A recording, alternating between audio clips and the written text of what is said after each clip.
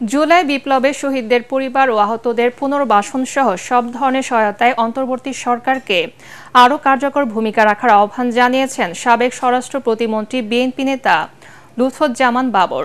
পঙ্গু হাসপাতাল ও জাতীয় চক্ষু বিজ্ঞান ইনস্টিটিউটে চিকিৎসাধীন জুলাই আহতদের খোঁজ খবর নিতে গিয়ে সাংবাদিকদের তিনি কথা বলেন।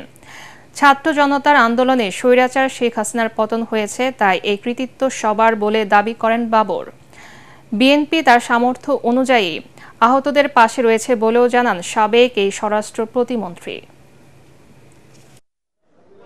এটা তো তারা এমনিতে জীবন দিয়েছে, তারা আহত হয়েছে, সুতরাং তাদের প্রতি আমাদের সকলের একটা দায়িত্ব আছে। আর আপনারা সরকারে থাকার কারণে আপনার দায়িত্ব সবচেয়ে বেশি। বাচ্চাদের কৃতিত্ব আছে, ওরা তো ছোট মানুষ, ওদেরকে কৃতিত্ব একটু বাড়াই দিব আমরা, কিন্তু কাউকে বাদ দেওয়া যাবে না। এক্ষেত্রে আমাদের সকলের কৃতিত্ব আছে, আপনাদেরও কৃতিত্ব আছে, মিডিয়ার কৃতিত্ব আছে। সবাই চাইছে ফ্যাসিস্ট সরকার, এই কর্তৃত্ববাদী সরকার, এই জুলুমকারী সরকারকে আপনারা সকলে মিলিত পালাতে বাধ্য করছে।